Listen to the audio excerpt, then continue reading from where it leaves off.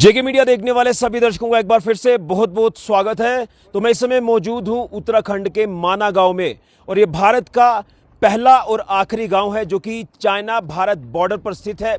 और ये माना गांव बड़ा ही खूबसूरत गांव है, छोटा सा गांव है, और यहाँ पर कई अद्भुत नज़ारे देखने को मिलते हैं। खासतौर पर यहाँ पर जो धार्मिक तीर्थ स्थल हैं वो तो वाकई में यही मैं कह सकता हूं कि वो स्वर्ग का धाम है।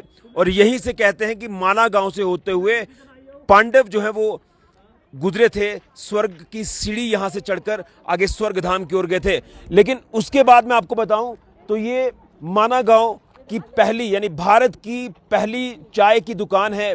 और यहाँ पर जब आप आते हैं तो यहाँ की चाय की चुस्कियाँ तो आप लेते ही हैं, यहाँ का जो फेमस व्यंजन है उसका भी आप मज़ा लेते हैं। लेकिन माना गांव के बारे में मैं कुछ चीज़ें आज जानना चाहता हूँ। मेरे साथ माना गांव के कुछ स्थानीय लोग हैं, लोकल हैं, जो यहाँ रहते हैं, यहाँ पर व्यापार भी करते हैं, अपने कामकाज में व्यस्त रहते हैं। बचन सिंह परमार जी जो कि यहाँ टूरिस्ट गाइड का काम भी करते हैं और माना गांव के ही रहने वाले हैं। तो आज मैं इनसे जानने की कोशिश करूंगा माना गांव के बारे में, जो कि भारत चाइना बॉर्डर पर है और भारत का पहला और आखिरी गांव है। सबसे पहले तो राम राम।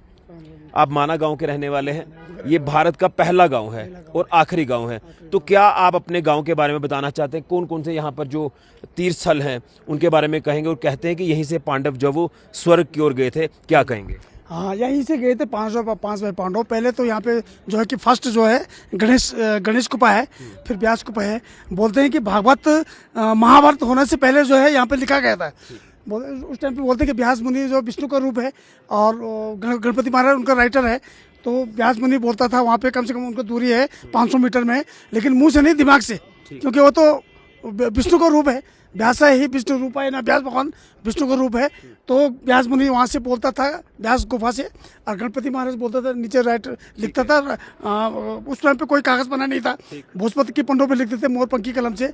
तो लिखते लिखते बोलते हैं कि सरस्वती माता व्यवधान करती थी, उनको व्यवधान करती थी व्यास मुनि को क्योंकि महाभारत में 1 लाख से ज़्यादा श्लोक है, सोच समझ के लिखना था, तो उनको व्यवधान होता था, उनको डिस्टर्ब होता था। तो व्यास मुनि ने कहा कि तुम यहीं अलग नाम में समा जाओगे, इससे आगे तुम्हारा नाम खत्म। सरस्वती माता बोलता हम तो विद्या के रूप है, क्या इससे आगे कोई विद्या ही नहीं होगी? तो व्यास मुनि बोलता कि तुम्हारा नाम कोई बात नहीं, तुम्हारा नाम जो है त्रिवेणी में रहेगा, लेकिन यहाँ से गुप्त रूप में है। यहाँ से अलकनंदा अलकापुरी से निकलती है। यहाँ कुबेर भगवान की राजधानी है, जहाँ पे बोलते हैं कि रावण जब वो युद्ध हुआ था वहाँ पर ना, तो उनको कुबेर भगवान को जो है उनका रावण ने उनका वो चुन दिया था। तो यहाँ से अलकापुरी आया था वो। अलकापुरी से कुबेर की राजधानी है, वहाँ से अलकनंदा निकलती है। सरस्वती माता यहाँ से निकलती है, यहाँ से अलकनंदा में समाधि है। और यहाँ पे व्यास मुनि 5 भाई पांडव बोलते हैं कि यहीं से गए तो स्वर्ग शरीर छोड़ने के लिए। बोलते हैं भू वैकुंठ नाम है बद्री विशाल जी, तो यहाँ से वो आगे गए थे वो। तो द्रौपदी जी बोलती है हर गंगा माता है, सरस्वती विद्या कैसे पार करेंगे? तो जो है भीम जी ने जो है उनको एक शिला रख दिया है, एक महिला कैसे पार करेगी? भू वैकुंठ में कोई महिला के ऊपर लांग के नहीं जाते हैं, ऐसा लांग के नहीं जाते हैं, लेकिन उन्होंने जो है एक पत्थर रख दिया, वो पार होके आगे गए थे शरीर छोड़ने के लिए।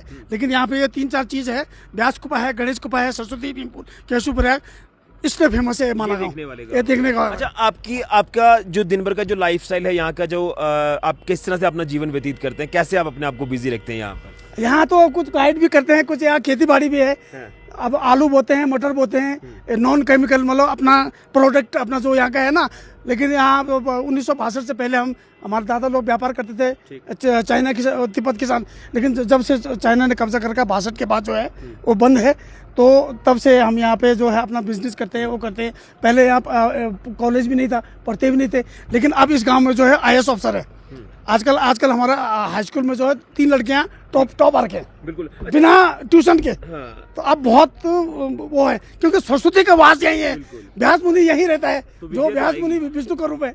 अच्छा, एक चीज जानूंगा, जैसे भारत पाकिस्तान हम सीमा पर देखते हैं कि पाकिस्तान कई ऐसी घटनाएं जो है वो डिस्टर्ब करता है भारत को, तो क्या यहाँ पर भी ऐसे हालात देखने? यहाँ कुछ नहीं है, यहाँ हमारा अपना फौज है, लेकिन हमको कुछ परेशानी नहीं होती है। हमारा जो महिलाएं हैं ना वो भी सीखते हैं। उन्होंने SSB जो सेवा सुरक्षा बंधु थे, वो कुछ साल पहले वो भी सिखाते थे।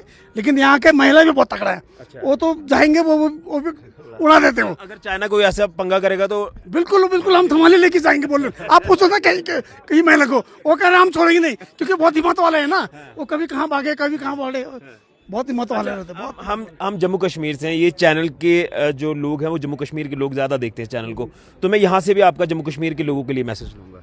अब क्या मैसेज बोलूं? क्या कहोगे, यहाँ आना चाहिए, यहाँ की नहीं, आना चाहिए, यहाँ आना चाहिए। तो भगवान बद्री विशाल जी के ये भू वैकुंठ धाम है, बोलते हैं यहाँ पे आने से ही कितना पाप धुल जाता है।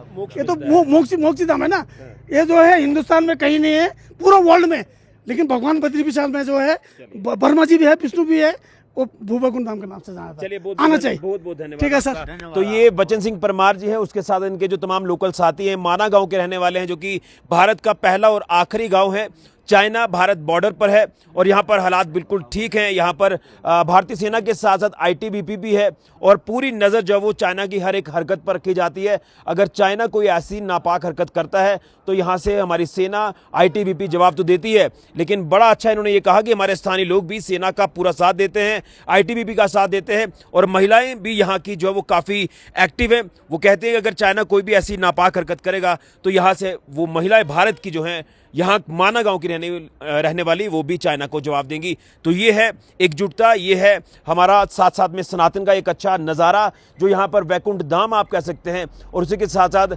भगवान बद्री विशाल जी की गोद में ये पूरा गांव बसता है। भगवान बद्री विशाल जी का आशीर्वाद भी इस पूरे गांव पर है, और उसी के साथ साथ यहाँ पर देश के कोने कोने से जो श्रद्धालु हैं वो यहाँ इन तमाम धार्मिक स्थलों को देखने आते हैं। उसके साथ साथ ये वो पहली दुकान है चाय की भारत के माना गांव के, जो कि पहला गांव है और पहली ये दुकान है भारत की चाय की। तो यहाँ पर लोग चाय की चुस्कियाँ भी लेते हैं और यहाँ के व्यंजन का भी मज़ा लेते हैं। तो कुछ स्क्रीन पर तस्वीरें आपको मैं दिखाने की कोशिश कर रहा हूँ माना गांव की, आप तस्वीरें देखें और यहाँ पर आप भी ज़रूर आएँ। सभी को जय बद्री विशाल जी की, सभी को राम राम। फिलहाल के ऋषि खजूरिया, जेके मीडिया के लिए।